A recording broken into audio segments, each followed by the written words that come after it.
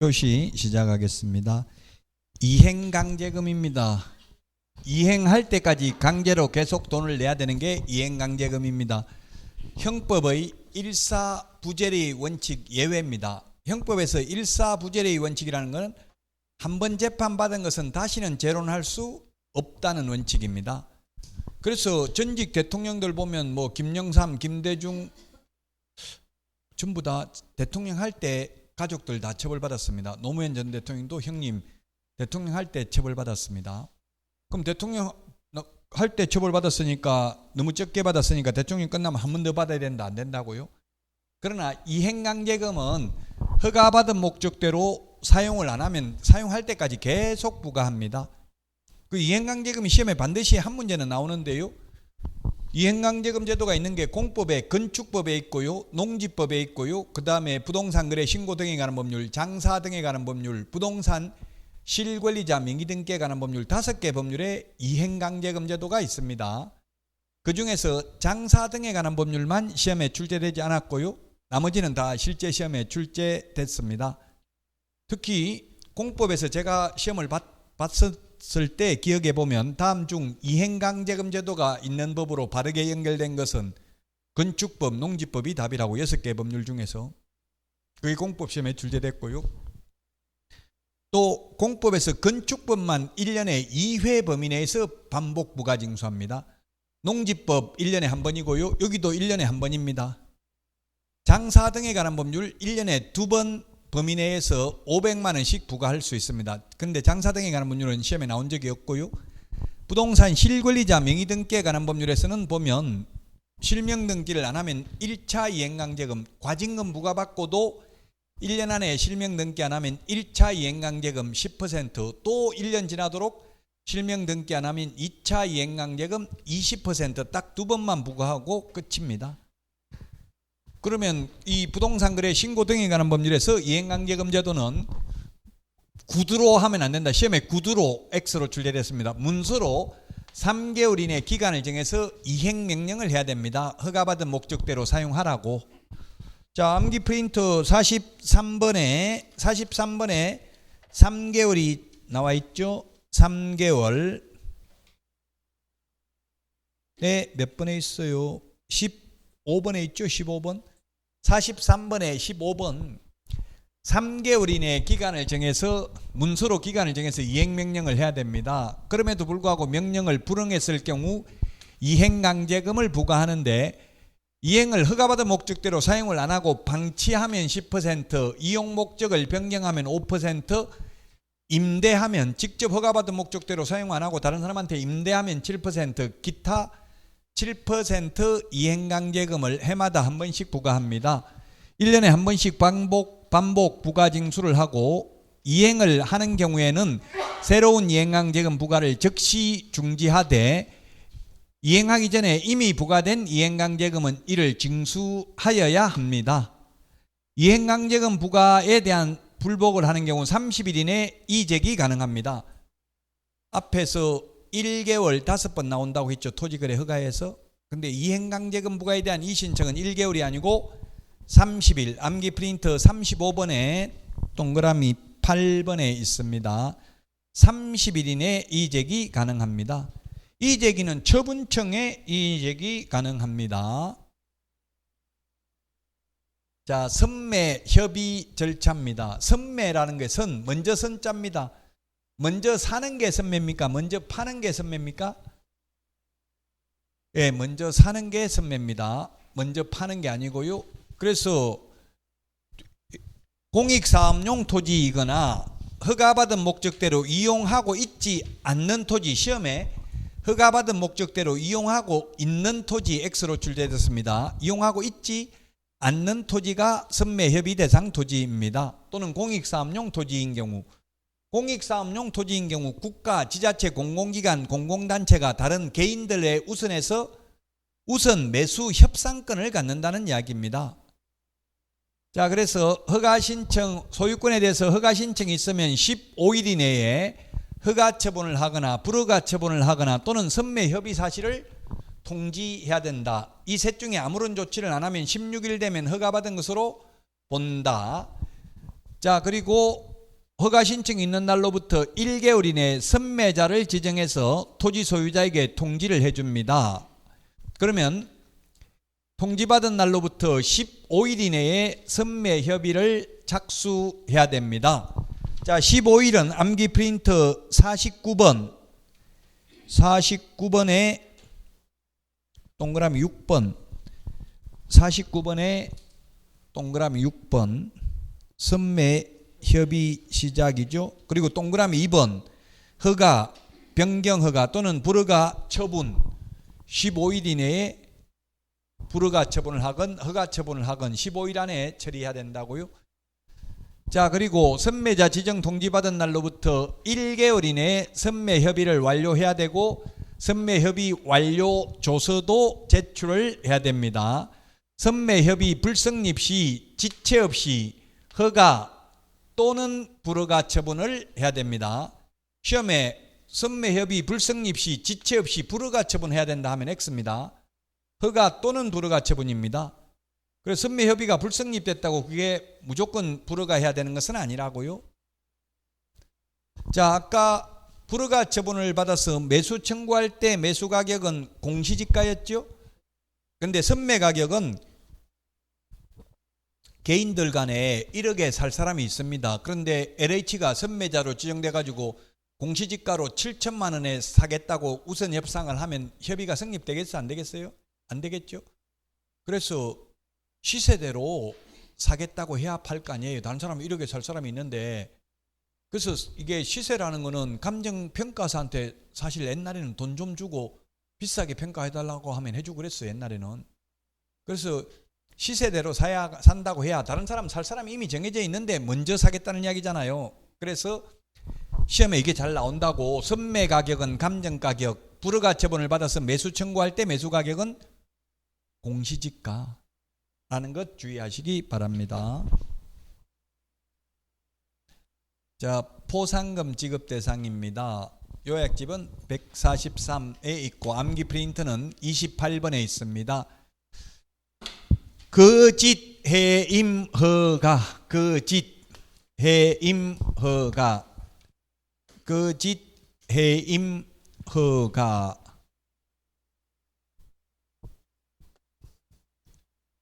거짓 해임 허가 이렇게 암기하도록 하겠습니다. 거짓 해임 허가 암기 프린트는 28번에 밑에 있습니다. 밑에 부분. 거짓으로 부동산 거래 신고한 자, 그 다음에 2번에 계약 체결하지 않았음에도 불구하고 거짓으로 부동산 거래 신고한 자, 3번 계약이 해제되지 않았음에도 불구하고 거짓으로 해제 신고한 자, 주택임대차 신고 거짓으로 한 자, 허가 또는 변경 허가 받지 않고 계약 체결한 자, 부정한 방법으로 허가받은 자, 그 다음에 마지막으로 거짓 해임 허가 할 때 가는 허가받은 목적으로 사용하지 않는 경우, 거짓 해임 허가, 이 6가지가 포상금 지급 대상입니다. 이건 단순히 암기해야 되죠. 논리적으로 왜냐고 물으면 법에 그렇게 규칙을 정했기 때문입니다. 거짓 해임 허가. 자, 그러면 포상금 지급 조건을 보니까 거짓 신고가 4개가 있었잖아요. 거짓 신고, 거래하지도 않았는데 거짓 신고, 해제되지도 않았는데 거짓 신고, 주택임대차 신고, 거짓으로 한 경우 4가지입니다. 거짓 신고가 포상금 지급 대상. 아까 거짓 신고, 거짓 해임, 거짓 신고를 거짓 해임이라고 했었죠. 거짓 해임 허가, 이게 거짓 해임입니다. 4개가 거짓 신고한 게. 그래서 이 4개의 경우 과태료가 부과되어야 포상금을 지급받을 수 있고요. 증거자료 제출해야 되고 모두 행정기관에 의해서 적발되기 전에 미리 신고해야 됩니다. 자, 그 다음에 거짓 신고, 거짓 해임, 이 4가지의 경우 전부 과태료 부과되기 때문에 과태료 금액의 20%가 포상금이고 한도액은 1,000만 원입니다. 한도액은 1,000만 원이다. 자, 그러면 만약에 20억짜리 거짓으로 신고했으면 과태료가 얼마입니까? 과태료 금액이 거짓 신고하면 최대 10%죠. 10%면 20억이면 2억이네. 2억. 가태료 금액이 2억이네요. 2억에 20% 하면 2는 4천만 원이죠.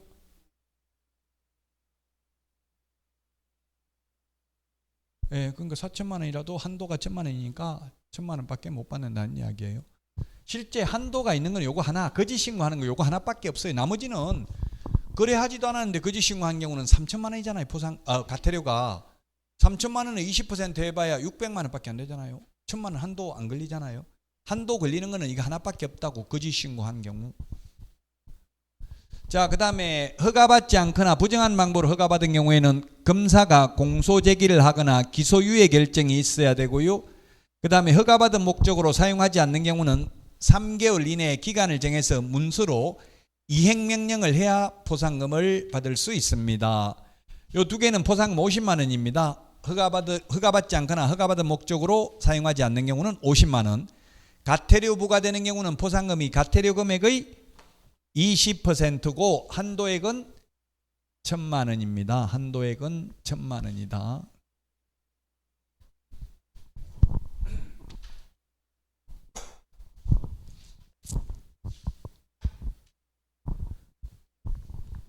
자, 포상금 지급 절차인데요. 허가관청, 신고관청에 포상금 지급 신청서를 제출하고 접수된 날로부터 2개월 이내입니다. 공인중개사법은 결정일로부터 1개월 이내입니다. 암기 프린터 38번에 동그라미 3번 밑줄 치세요. 38번에 동그라미 3번. 38번에 동그라미 3번이 있고요. 1개월은 45번에 동그라미 3번, 45번에 동그라미 3번, 38번에 동그라미 3번 두 개 비교해야 된다고요. 공인중개사법은 결정일로부터 1개월 이내, 부동산거래 신고 등에 관한 법률은 접수된 날로부터 2개월 이내. 출제위원들이 이런 거 출제하고 싶잖아요. 헷갈리니까. 자, 그리고 부동산거래 신고 등에 관한 법률은 전액 시군구 재원이고요. 공인중개사법은 국고에서 50%까지 보조할 수 있죠. 국고에서 보조할 수 있는데 시험에 협회에서 보조할 수 있다, 시도지사가 보조할 수 있다, X로 출제됐습니다. 자, 2명 이상이 공동으로 신고하는 경우 균등하게 배분하고요. 배분 방법에 관하여 합의를 해오면 합의된 방법에 따라 지급합니다. 2명이 같이 오면 각각 50만 원 주는 게 아니라 합해서 50만 원이라고요. 그러면 25만 원씩 주겠죠. 근데 한 명이 40만 원 받고 한 명이 10만 원 받겠다고 하면 어차피 신고관청, 허가관청 입장에서는 50만 원 나가는 거 정해져 있는 거잖아요. 그대로 주겠다 이 말입니다. 자, 그 다음에 2명 이상이 각각 신고한 경우는 최초로 신고 고발한 자만 지급합니다. 2명 이상이 각각 했다 하면은 한 달 전에 신고 들어왔고 또 한 달 후에 신고 들어왔으면 먼저 한 사람 포상금 받았으면 뒤에 한 사람은 포상금 주지 않는다는 이야기입니다. 그 다음에 공무원이 월급 받으면서 단속해가지고 포상금 달라고 하면 안 되겠죠. 그 다음에 자기가 위반해놓고 자기가 신고해놓고 포상금 달라는 것도 말이 안 됩니다. 그리고 익명, 가명, 익명 이름 안 적고 신고한 경우 누군지 모르니까 포상금 안 줍니다. 가명, 예명, 닉네임, 최홍기가 본명인데 나훈아 이렇게 해가지고 신청하면 안 주겠죠. 나훈아 본명이 최홍기죠. 몰랐어요? 치봐 빨리 최홍기 나오는지 나오나. 그러면 익명으로 나훈아 이렇게 해가지고 신청하면 나훈아, 너훈아 이렇게 신청하면 포상금 안 준다는 이야기예요. 태진아 이런 거 다 안 줘요. 본명으로 신청해야 됩니다.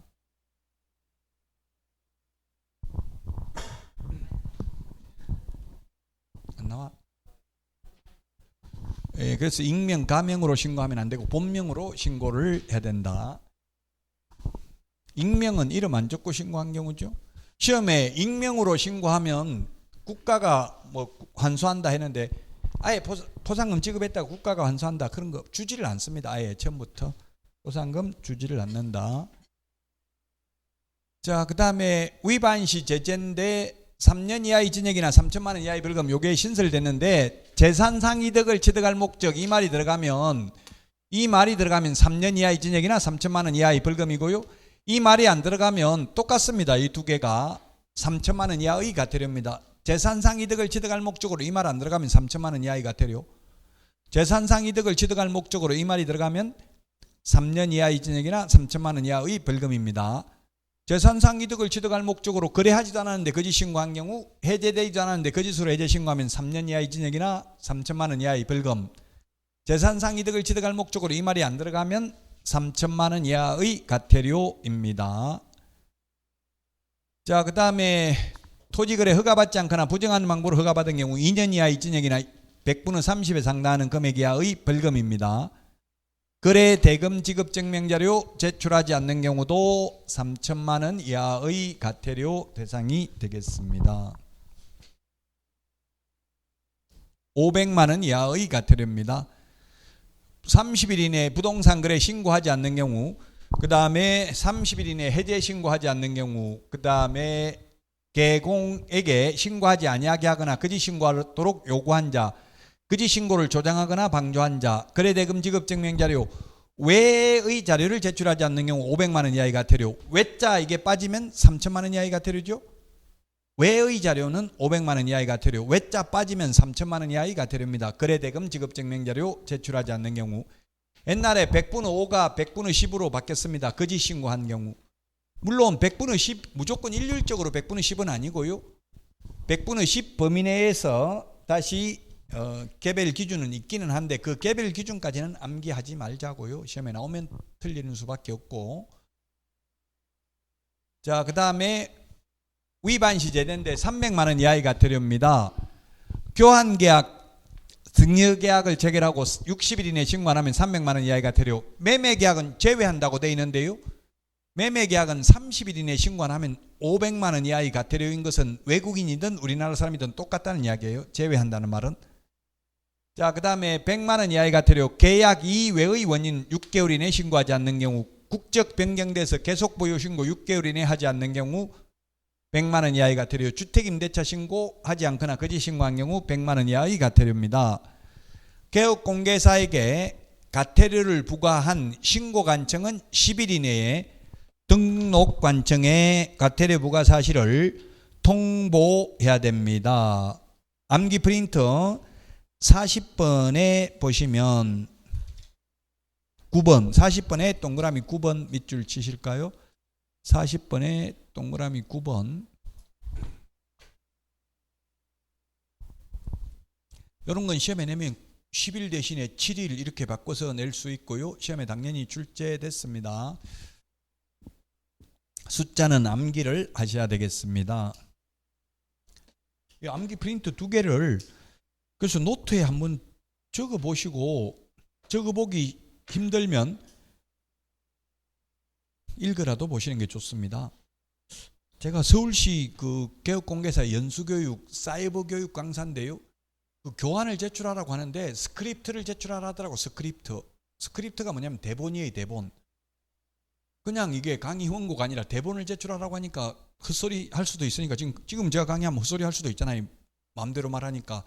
그럼 대본을 딱 제출하니까 스크립트 그냥 프롬프트에 스크립트만 띄우니까 그거 보고 읽는 것밖에 못해. 더 이상 헛소리 못하고 딱 제출한 거. 황금연못 이런 데 출연하는 것도 우리가 볼 때는 막 자유롭게 말하는 것 같죠. 그 주제를 준대. 작가가 주제를 줘가지고 그 각 대상자에게 통보해가 대상자가 스크립트 대본 어떻게 말할 건지 적어가지고 작가한테 다시 보내는 거예요. 그럼 작가가 평가해가지고 누구 오라 안 오라 오지 말라 이렇게 한대요. 미리 다 무슨 말 할 건지 다 정해야 돼. 그게 스크립트의 대본. 진짜 힘들더라고. 대본 보고 하려고 하니까 딴소리를 못하니까 다 글 읽어야 되니까 또 사람들이 볼 때는 글이 읽는 것처럼 보이잖아요. 그 자연스럽게 강의가 되지도 않아요. 그것도 또 부자연스럽다고 또 혼나고.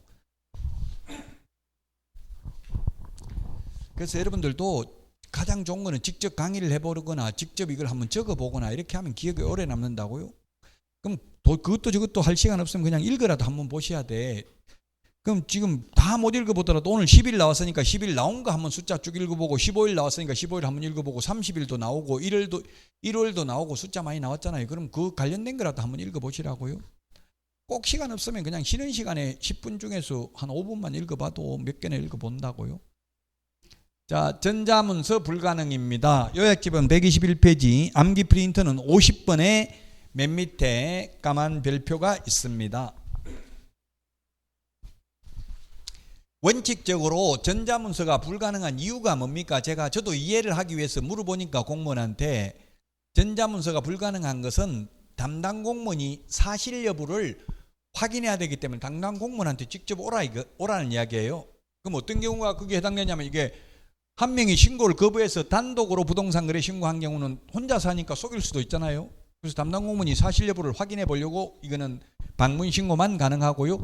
아까 거래 당사자의 주소, 전화번호, 휴대전화번호, 정정 신청, 이것도 일방이 단독으로 해당자가 가능하기 때문에, 상대방 동의 안 받아도 가능하기 때문에 담당 공무원이 사실 여부를 확인해야 되므로 전자문서 안 되고요.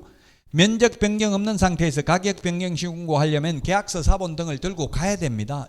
직접 확인받으러. 그래서 방문 신고만 가능하고, 분양 가격, 선택 품목, 옵션 비용이죠. 이런 것들도 단독으로 변경 신고가 가능하기 때문에 전자문서는 안 됩니다. 그리고 한 명이 거부해서 단독으로 해제 신고하는 경우도 전자문서 안 되고요.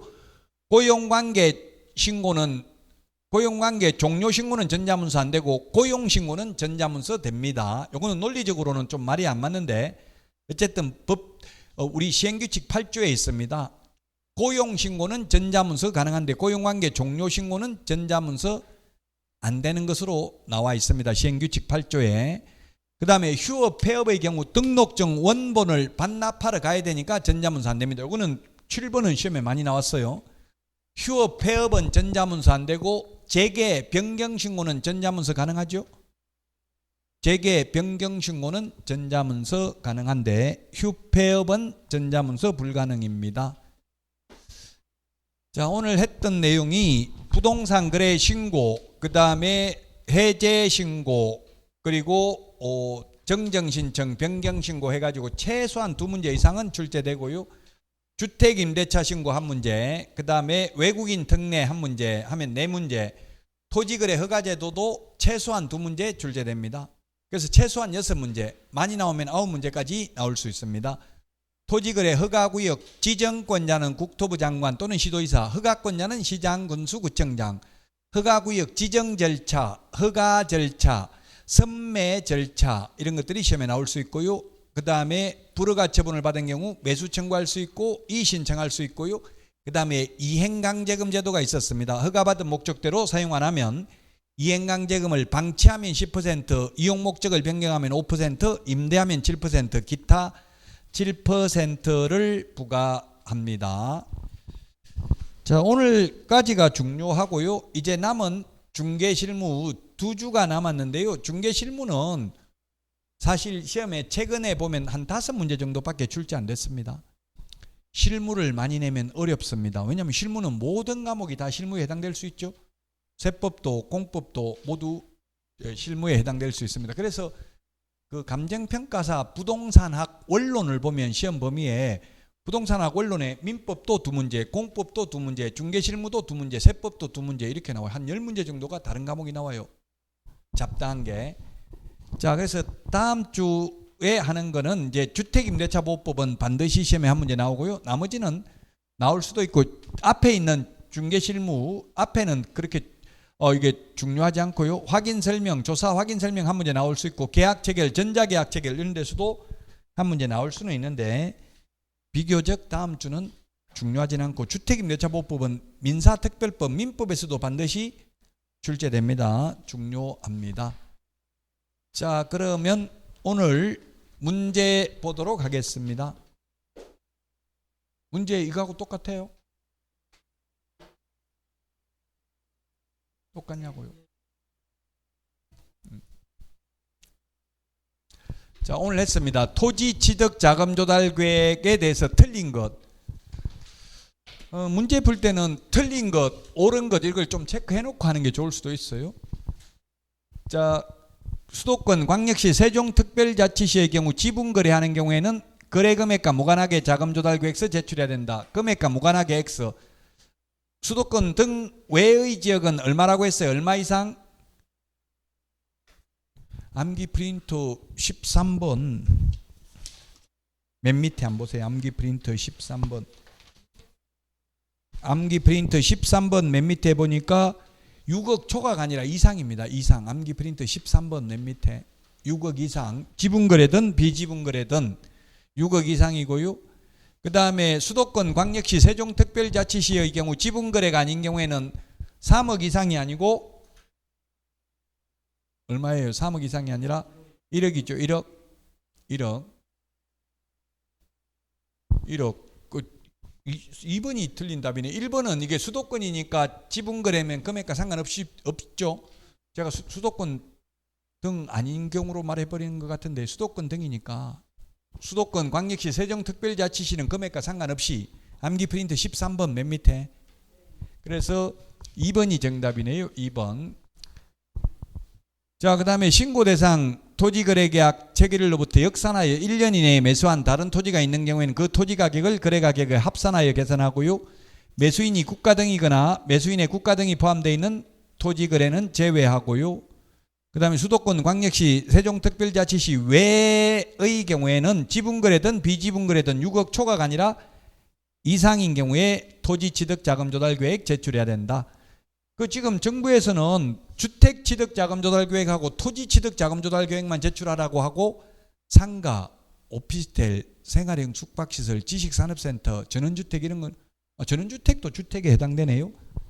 이런 거는 전원주택은 물론 주택에 해당됩니다. 주택취득자금조달계획 해당됩니다.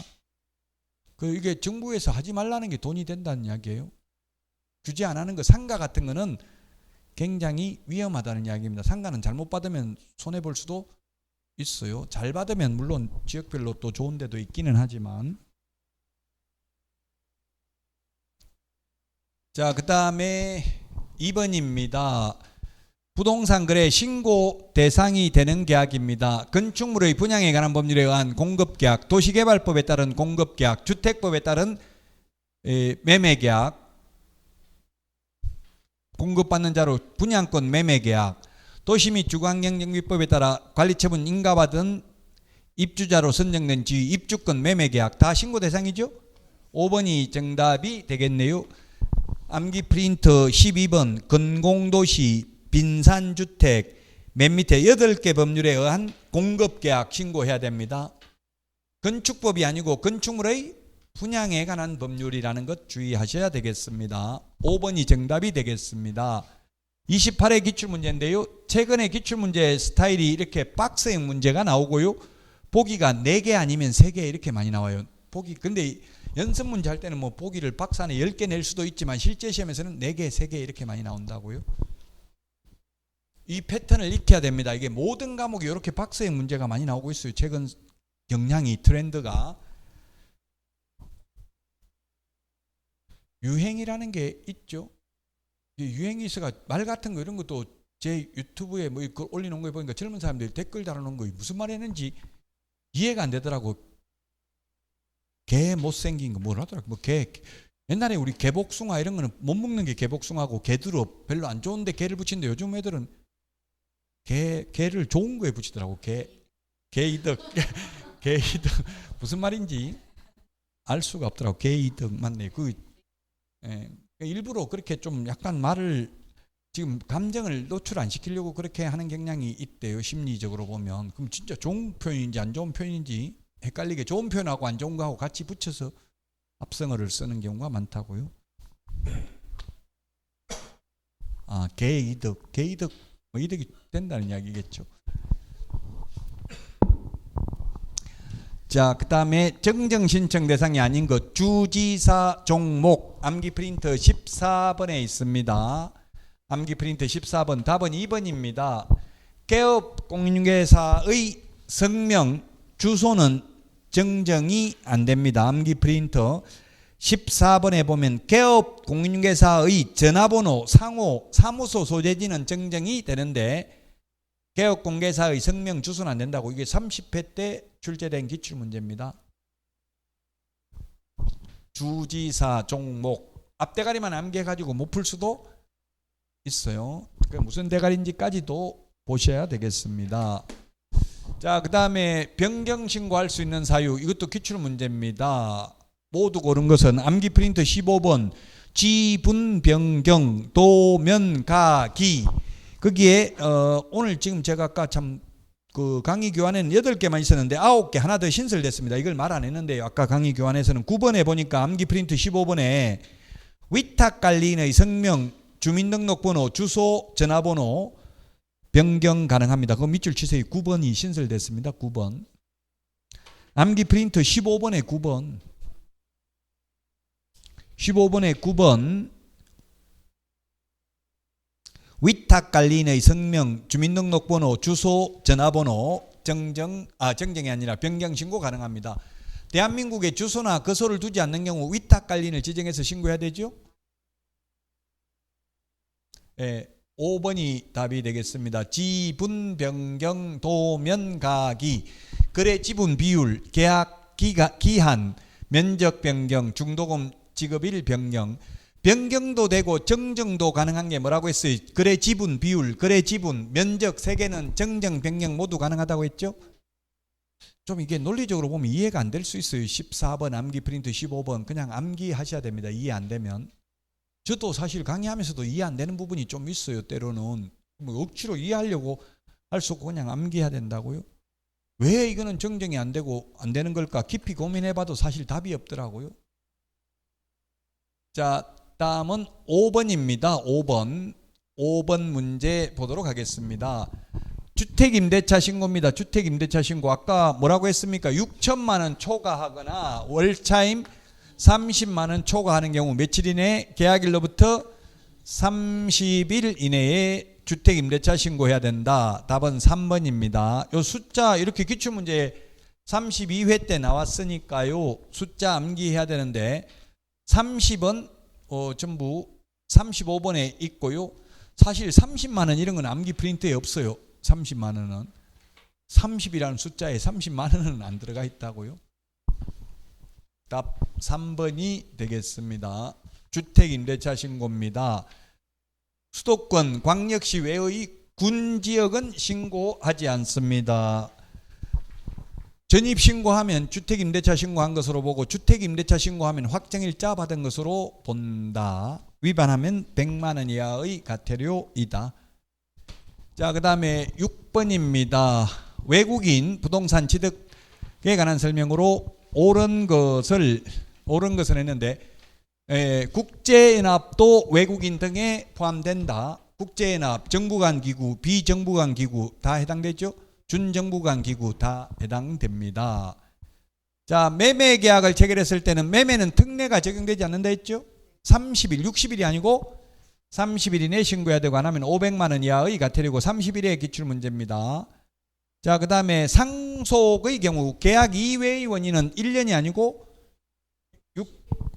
6개월이 암기 프린터 몇 번에 있나요? 42번에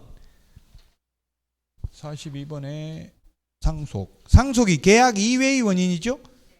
계약 이외의 원인이 42번에 5번에 있네요. 5번 42번에 5번 밑줄 치세요. 계약 이외의 원인이 상속, 경매, 환매권 행사, 신축, 정축, 개축 전부 해당됩니다. 재축 전부 6개월 이내에 신고해야 되고 안 하면 100만 원 이하의 가태료이고요. 상수원 보호구역 허가받아야 된다. 상수원 보호구역은 허가받는 게 아니고 암기 프린터 27번에 보면 군문, 천생야, 군사기지 및 군사시설 보호구역, 문화유산의 보존 및 활용에 관한 법률에 따른 지정문화유산, 자연유산의 보존 및 활용에 관한 법률로 지정된 천년기념물, 자연환경보존법에 의한 생태경관보전지역, 야생생물 특별보호구역. 2번, 3번을 유의하십시오. 2번, 3번. 2번 법 이름이 문화재보호법이 문화유산의 보존 및 활용에 관한 법률로 바뀌었고요. 3번이 신설됐습니다. 자연유산의 보존 및 활용에 관한 법률에 따라 지정된 천년기념물. 저도 이 법 이름 암기 못해요. 처음 생긴 거. 자꾸 그래서 읽어보는 거예요. 자꾸 읽어보면 나중에 나도 또 모르는 사이에 기억이 나요. 법 이름이. 자꾸 읽어라도 보셔야 돼요. 적어보면 좋은데. 따라서 답은 1번이 정답이 되겠습니다. 옳은 것. 자, 지금 기출문제 보니까 전부 다 박스 안에 4개씩 들어가 있잖아요. 지금 보기가. 이런 패턴으로 출제가 되고 있습니다. 최근 들어서.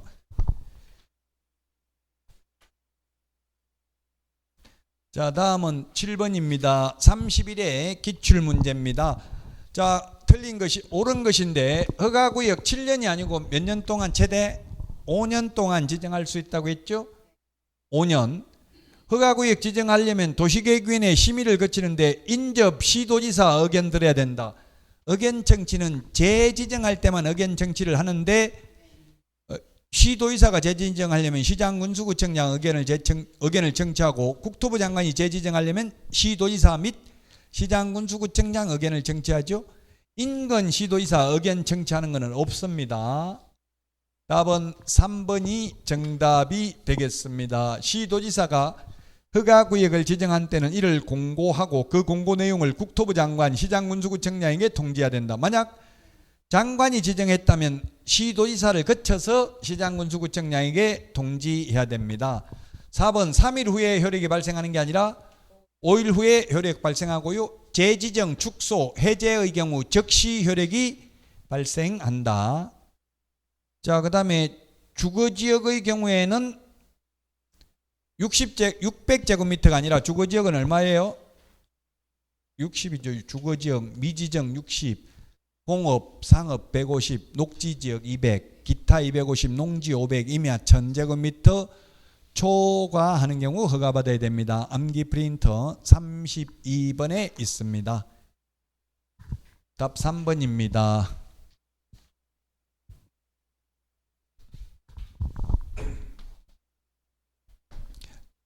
자, 8번입니다. 기준면적 옳은 것 했는데 주거지역은 60제곱미터, 상업지역 150, 공업지역 150, 녹지지역 200, 그 다음에 미지정 60, 5번이 정답이죠.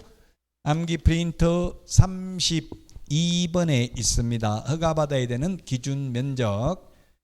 그래서 5번이 정답이 되겠습니다. 기타 250, 농지 500, 임야 1000제곱미터 초과하는 경우 허가받아야 됩니다. 자, 그 다음에 신고 포상금 옳은 것은 했는데 옳은 것은 국고로 충당하는 게 아니라 시군구 재원으로 충당을 하고요. 위반한 자가 신고하면 포상금 지급하지 않습니다. 익명으로 하면 국고로 환수하는 게 아니라 익명, 가명, 아까 나오는 안 된다고 했죠? 최홍기 이렇게 적어야 됩니다. 안 줍니다. 포상금 환수하는 게 아니라. 그 다음에 한 건의 경우 한도액이 아까 1,500만 원 안 되고 얼마라고 했어요? 1,000만 원이라고 했죠. 1,000만 원. 한도액 1,000만 원. 가태료 부과되는 거, 즉 거짓 신고하는 경우만 한도액 적용된다 했죠. 거짓 신고하면 10% 가태료고 아까 20억짜리 하면 10%면 2억. 2억에 20%면 4천만 원. 한도액이 1,000만 원. 1,000만 원밖에 못 받는다.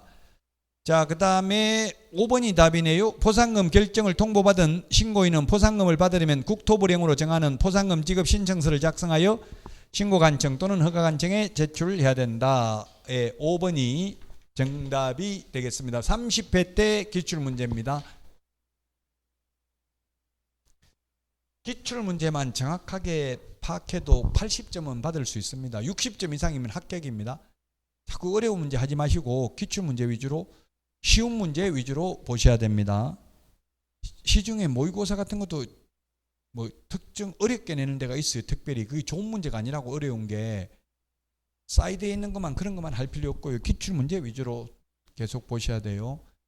출제위원 들어가신 분들 제가 뭐 며칠 전에 서울대학교에서 한국부동산학회 그 출제위원들 다 오시는데 제가 물어봤어요. 출제위원들은 이름 알려진 교수들이 아니에요. 오히려 이름 안 알려진 교수들이 이름 뭐 텔레비전에 나오고 책 선전하고 이런 사람은 출제위원 못 들어가요.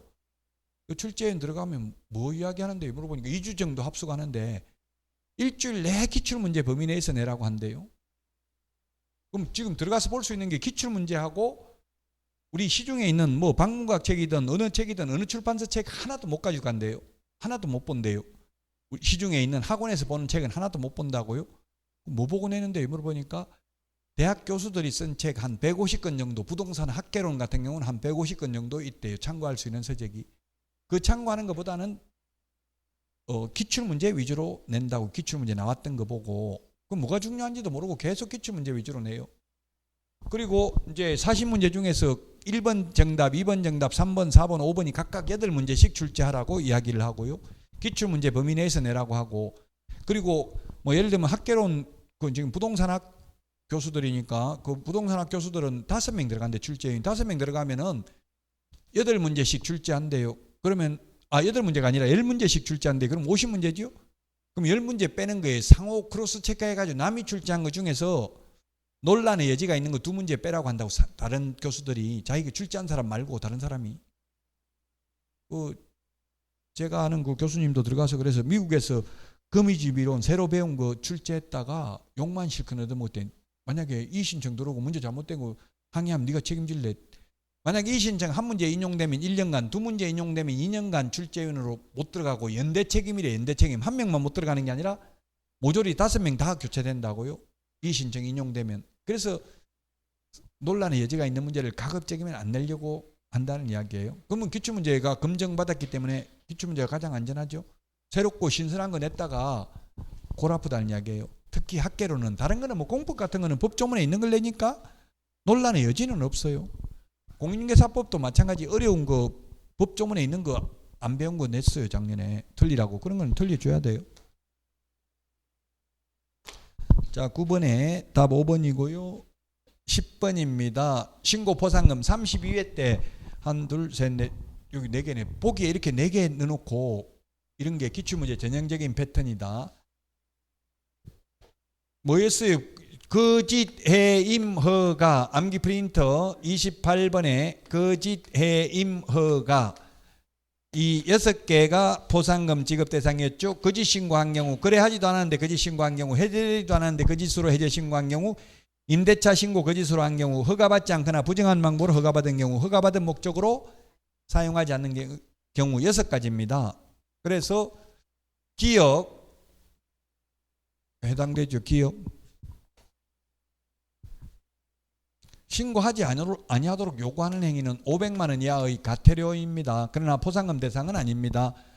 허가받은 목적대로 이용하지 않는 경우 포상금 지급 대상 맞고요. 그 다음에 리얼에 실거래 가격을 거짓 신고하도록 조장하는 행위, 요거는 500만 원 이하의 과태료이고 포상금 지급 대상은 아닙니다. 그래서 정답은 1번이 되겠습니다. 암기 프린터 28번 거짓 해임 허가 6개가 포상금 지급 대상입니다. 1번이 정답이 되겠습니다.